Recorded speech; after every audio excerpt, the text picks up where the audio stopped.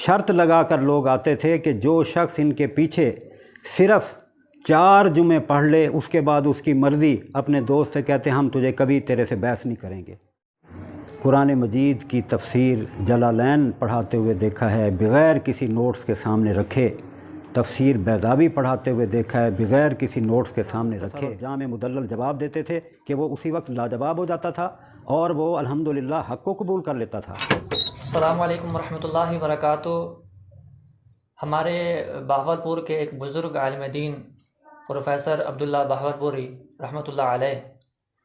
ان کے بارے میں کافی سارے لوگوں سے ہم نے یہ سنا ہے، وہ کہتے ہیں کہ وہ محض ایک پروفیسر تھے، عالم دین مستند نہیں تھے۔ چونکہ آپ کا تعلق بھی الحمدللہ بہاولپور سے ہے اور آپ ان کے شاگرد بھی رہے ہیں، تو اس بارے میں آپ کیا کہتے ہیں کہ وہ واقعی صرف پروفیسر ہی تھے یا مستند عالم دین بھی تھے؟ اس کی وضاحت فرما دیں تاکہ جن ساتھیوں کے ذہنوں کے اندر یہ بات ہے ان کی اصلاح ہو سکے۔ الحمدللہ رب العالمین والصلاة والسلام علی رسول الکریم، اما بعد، بسم اللہ الرحمن الرحیم۔ بہت اہم سوال آپ نے کیا ہے، تو اس سلسلے میں بالکل اللہ کو گواہ کر کے ہم بات یہ کر رہے ہیں کہ الحمدللہ آپ خود ہی بتائیں کہ جو شخص بغیر نوٹس رکھے، بغیر تحریر رکھے، بغیر کچھ سامنے چیز رکھے، عربی کتابیں پڑھا لے، قرآن مجید کی تفسیر پڑھا دے، صحیح بخاری پڑھا دے اور مختلف فنون کی کتابیں پڑھا دے، اور کوئی وہ ترجمہ بھی سامنے نہ رکھے اور لوگوں کو نہ صرف پڑھا دے بلکہ ازبر کرا دے اور مطمئن کر دے ان کو، تو کیا وہ مستند عالم نہیں ہوگا تو کیا ہوگا؟ یہ صرف حسد کی وجہ سے لوگ ایسے کہتے ہیں، ورنہ اللہ جانتا ہے ہم نے خود انہیں قرآن مجید کی تفسیر جلالین پڑھاتے ہوئے دیکھا ہے بغیر کسی نوٹس کے سامنے رکھے، تفسیر بیضاوی پڑھاتے ہوئے دیکھا ہے بغیر کسی نوٹس کے سامنے رکھے، انہیں متنبی پڑھاتے ہوئے دیکھتا ہے بغیر کسی نوٹس کے سامنے رکھے، اسی طرح سے کافیہ شافیہ پڑھاتے ہوئے دیکھا ہے انہیں بغیر نوٹس کے سامنے رکھے، شرح جامی پڑھاتے ہوئے دیکھا ہے ان کو بغیر نوٹس کے سامنے رکھے، منطق پڑھاتے ہوئے دیکھا ہے انہیں بغیر نوٹس کے سامنے رکھے، متنبی پڑھاتے ہوئے دیکھا ہے بغیر نوٹس کے سامنے رکھے، فقہ کی کتابیں ہدایہ، اصول شاشی، نور الانوار، مسلم الثبوت پڑھاتے ہوئے دیکھا ہے بغیر نوٹس کو سامنے رکھے، تو وہ الحمدللہ مستند عالم بھی تھے، پروفیسر بھی تھے اور متقی پرہیزگار بھی تھے، اور یہی وجہ ہے کہ ہزاروں کی تعداد میں لوگوں نے توحید و سنت کو قبول کیا ان کی دعوت کو سن کر، اور الحمدللہ پوری دنیا میں ان کے شاگرد پھیلے ہوئے ہیں۔ میں تو ان کا ایک ادنا سا شاگرد طالب علم ہوں، تو شاگرد پھیلے ہوئے ہیں جو دعوت کا کام کر رہے ہیں اور ان کے لیے صدقہ جاریہ ہے، اور الحمدللہ انہیں کمانڈ حاصل تھی، کوئی بھی سوال کرتا تھا، کوئی جج کرے، کوئی فوج کا افسر کرے، کوئی وکیل کرے، کوئی کتنا ہی پڑھا لکھا فن خواہ کا سوال کرتا تھا، ایسا مختصر اور جامع مدلل جواب دیتے تھے کہ وہ اسی وقت لاجواب ہو جاتا تھا اور وہ الحمدللہ حق کو قبول کر لیتا تھا، اور یہ بات طے تھی۔ شرط لگا کر لوگ آتے تھے کہ جو شخص ان کے پیچھے صرف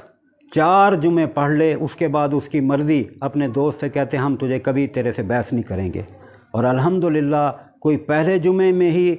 حق کو سمجھ لیتا تھا، کوئی دوسرے میں، کوئی تیسرے میں، اور وہ قرآن و سنت کو ماننے والا بن جاتا تھا، خرافات سے تائب ہو جاتا تھا الحمدللہ۔ اور اسی طرح سے اتنی انہیں کمانڈ حاصل تھی کہ جب بھی کوئی یہ جو اعراب کی مشق ہے قرآن مجید پہ کرایا کرتے تھے کہ یہ ماضی کا صیغہ ہے، یہ مضارع کا صیغہ ہے۔ مثال کے طور پر یہ رضیہ یرضیٰ باب کی اگر بحث چل پڑی ہے کہ رضیہ کا کسی نے پوچھا کہ اس کا مضارع کیا ہے، تو حافظ صاحب مرحوم جو ہیں وہ باقاعدہ طور پر بتاتے تھے قرآن میں نہیں ہے وَلَن تَرْضَىٰ عَنْكَ الْيَهُودُ وَلَا النَّصَارَىٰ، تو اب یہ ہے کہ وہ قرآن مجید کی آیت سے ہی اس کا جواب دیتے تھے۔ عموماً کئی چیزوں میں صلی یصلی یا اسی طرح سے اور بہت سارے جو ہیں وہ سیکھے، جو کوئی مضارع کا آتا تو ماضی قرآن مجید سے بتا دیتے آیت پڑھ کے، ماضی کا کوئی پوچھ رہا ہوتا تو مضارع قرآن مجید سے بتا دیتے تھے۔ یعنی اتنی کمانڈ حاصل تھی الحمدللہ، اور احادیث پر بھی اتنی مشق تھی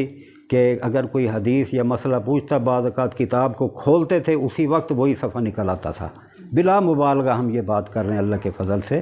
جو بات ہے حق سچ بتا رہے ہیں۔ تو الحمدللہ وہ متقی پرہیزگار بھی تھے، مستند عالم بھی تھے، عربی میں انہیں رسوخ بھی تھا، اور بلکہ ایک جو منکرین حدیث میں سے ایک شخص جو ہے وہ عذاب قبر کا منکر، اس نے بحث کی، اس نے زادان راوی پر جرح کی، تو حافظ صاحب مرحوم رحمہ اللہ نے باقاعدہ طور پر اس جرح کو اس کو بتایا کہ اس کی تعدیل موجود ہے، اور دلائل کے ساتھ اس کو کارنر کیا۔ وہ ہاتھ جوڑ کے کھڑا ہو گیا، انہوں نے کہا تم نے ابھی سجدے کرنے ہیں، ابھی تم ہاتھ جوڑ رہے ہو، یعنی مقصد یہ ہے کہ جب تم باطل پر ہو تو تم اس حد تک بھی چلے جاؤ گے۔ تو الحمدللہ انہوں نے اپنے دور میں منکرین حدیث سے مناظرہ کیا ہے، احناف سے مناظرے کیے ہیں، بریلوی دیوبندیوں سے مناظرے کیے ہیں، اہل تشیع سے مناظرے کیے ہیں، اسی طرح سے جو ختم نبوت کے منکر ہیں، مرزائی ہیں، ان سے مناظرے کیے ہیں، اور جو منکرین حدیث ہیں ان سے مناظرے کیے ہیں، اور بلکہ جو عیسائی ہیں ان سے، اہل کتاب سے مناظرے کیے ہیں، اور اللہ کے فضل سے کبھی ایسا نہیں ہوا کہ کہیں مناظرہ انہوں نے کیا ہو اور بات جو ہے انہوں نے اپنا جو حق ہے وہ لوگوں تک نہ پہنچایا ہو اور اس کو غلبہ نہ ملا ہو۔ ہر جگہ حق کو واضح کر کے لوگوں کو دین سکھایا اور سمجھایا ہے، اور اس لیے جو بڑے بڑے وہاں پر جامعہ اسلامیہ کے بہت بڑے بڑے جو علوم و فنون کے ماہر تھے اساتذہ، لوگ انہیں کہتے تھے کہ یہ بات کر رہے ہیں، مسئلہ کر رہے ہیں، آؤ ان سے بات کر لیں، تو وہ بڑے بڑے جو وہاں کے بڑے اساتذہ تھے وہ کہتے تھے کہ نہیں، بڑا ذہین آدمی ہے، ہم اس کے سامنے نہیں جاتے، ہو سکتا ہے ہم سے بات نہ بن پڑے اور ہم لاجواب ہو جائیں۔ اللہ تعالیٰ نے انہیں ہر معاملے میں کمانڈ دی تھی، اس لیے جن بھائیوں کے دلوں میں کوئی حسد ہے، کوئی بغض ہے، وہ دل سے نکالیں۔ وہ اللہ کے ولی بھی تھے اور وہ متقی پرہیزگار بھی تھے، ساری زندگی انہوں نے اللہ کے دین کی خدمت کی ہے، اور سفر خرچ بھی اپنے پلے سے کیا ہے، کبھی کرایہ لینے کے روادار نہیں ہیں، اور اسی وجہ سے لوگوں نے دین کو قبول کیا۔ بہت سارے لوگ توحید و سنت والے بنے ہیں اور کافی تعداد میں بنے ہیں، اور علماء جو ہیں ان کی اتنی خدمات سامنے نہیں آ رہی۔ بہت خدمات ہیں علماء کی، ہم اس سے انکار نہیں کر رہے، لیکن اس فیلڈ میں ان کی کافی خدمات ہیں، اس لیے کچھ لوگ حسد کی بنیاد پر یا بغض کی بنیاد پر ایسے اگر سوچتے کرتے ہیں، وہ اللہ کے ہاں بھی مجرم ہیں، وہ تائب ہوں۔ حقیقت یہ ہے جو میں نے آپ کے سامنے بیان کی ہے۔ اللہ تعالی ہمیں سمجھ عمل کی توفیق دے۔ وآخر دعوانا ان الحمد للہ رب العالمین۔ جزاک اللہ خیر۔